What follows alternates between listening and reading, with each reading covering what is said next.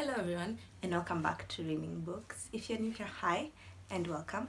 So today I'm going to be wrapping up my January reads, or at least the books that I've read and sort of finished in January. And it's been a crazy month, to be very honest. I have never in my life pushed myself to read books. I've only ever read out of feeling, out of vibe. But this month I didn't actually set a target, but every time I wasn't doing anything, I was like, I should be reading. I could be reading. So I read. Anyway, back to the books. These are all the books I read this year. These are all the books I read in January, although I should start with this one. Before we get into the video, I want to talk about this book. I got this book as a gift from my friend, and there were two books actually. Let me get the other one down.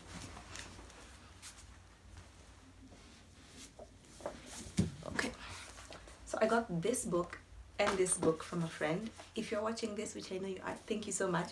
I'm so excited to read this. This has the most beautiful illustrations you have ever seen in your life. I mean, I was mind blown.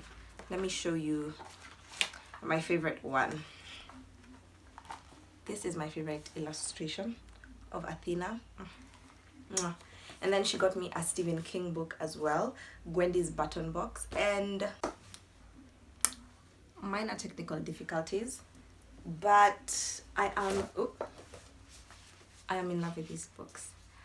And friends that get you books, they hit different. So back to the video.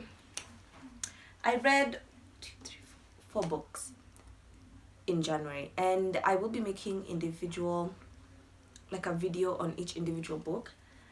But today we're just going to be talking about basically the overview of each book and talking about the one main book that I want everyone to read. So we shall talk about that book last. First, we're going to start with the book that I finished first, which is Soleri.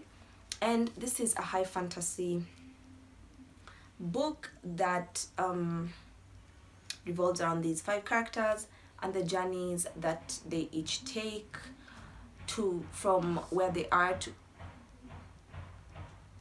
these. It follows the journey of these 5 characters and basically their struggle to either get power, keep power, get answers. I don't know why.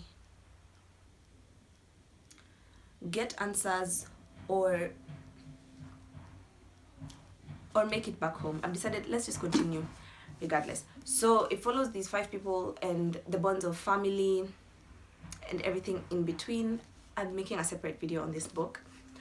The next book that I read but didn't finish was Pachinko by Min Jin Lee.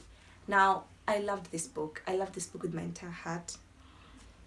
And everyone should read this book. This book basically, it's like The River and the Source. And if you haven't read The River and the Source, read The River and the Source.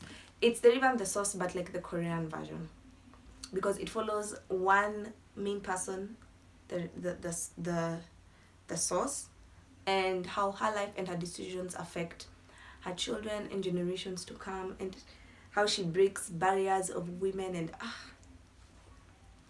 it's beautiful. Honestly, it touched something deep inside of me, and I give this book 5 stars.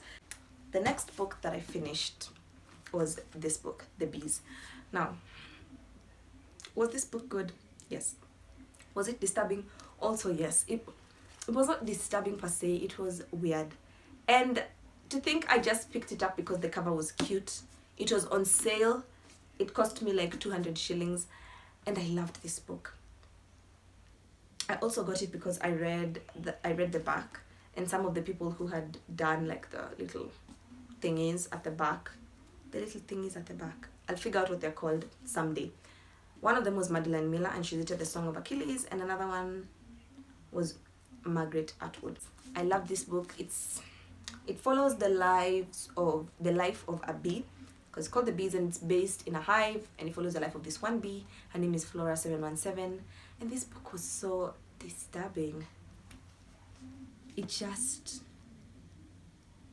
I have no words for what this book was except disturbing. on to the star of the show and the reason for this video. These Violent Delights by Chloe Gong. I loved this book. I love this book. I would put it on the same pedestal as I did The Six of Crows, although The Six of Crows would get a 5 and this would get a 4.5, which is crazy to me because when I started reading this book, I was like, I'm not going to like it. I'm not going to. And then I forced myself. I was like, force yourself to finish it at least. And the more I read it, the more I fell in love with every single aspect of this book. So the plot starts, and this book is basically a Romeo and Juliet retelling, and it follows the life of Juliet Kai and Roma Montagova. It takes place in 1920s Shanghai, China, and Juliet Kai is the daughter of the Kai family, which is a gang family, and the gang is called the Scarlet Gang. And Roma Montagova is the son of another gang family called the White Flowers, and basically the White Flowers and the Scarlet Gang have like a blood feud thing going on, and they hate each other and they love each other. Now, the plot begins with this sickness that sort of breaks out in Shanghai, and Roma and Juliet are forced eventually to work together to stop it. They hate each other, not because their family told them, which I think was a good thing. They hate each other because they used to be friends when they were younger, and they were in love, and then Roma betrayed Juliet, and the White Flowers bombed this building where the Scarlet Gang had a lot of the people, and so many people died, including Juliet's nanny. And then Juliet retaliated, or at least the Scarlet Gang retaliated and killed Roma's already sort of dead mother.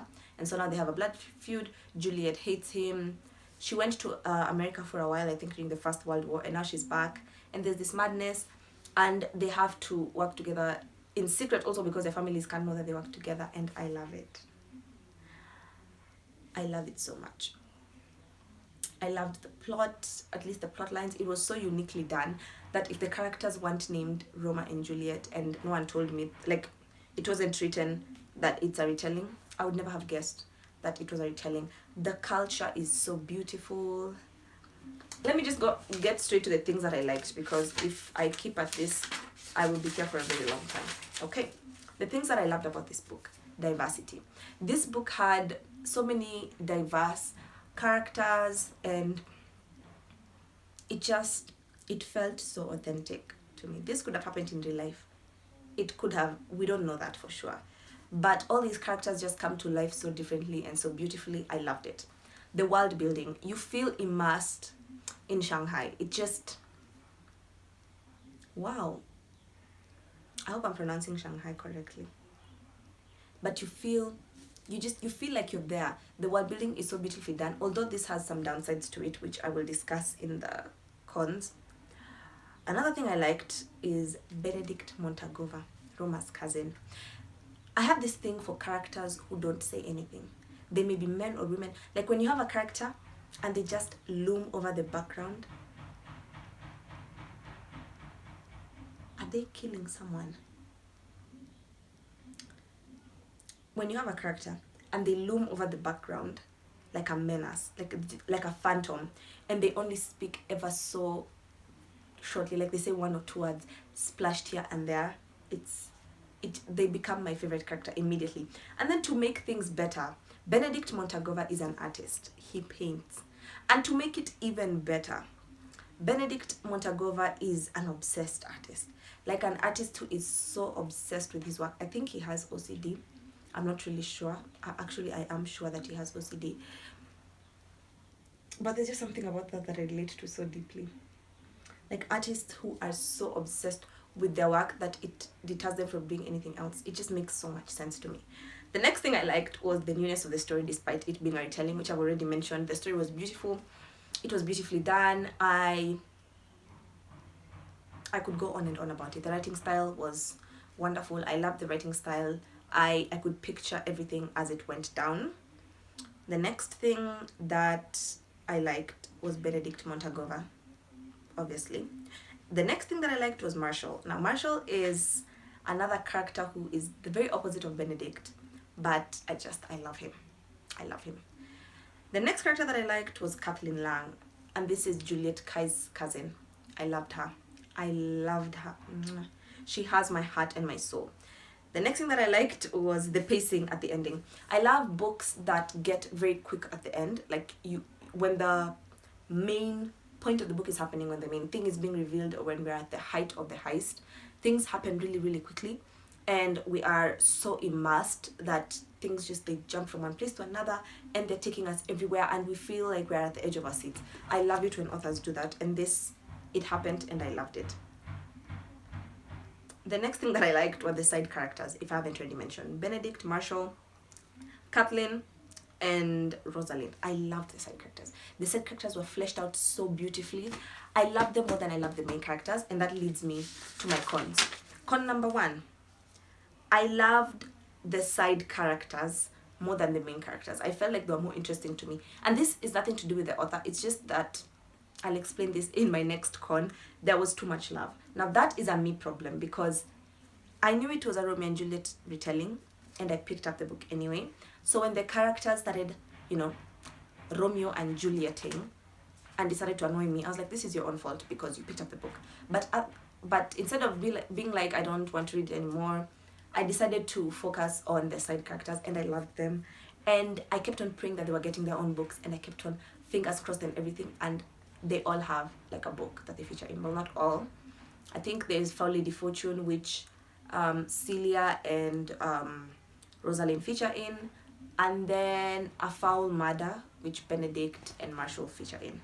But I love the side characters. They carried this plot on their backs.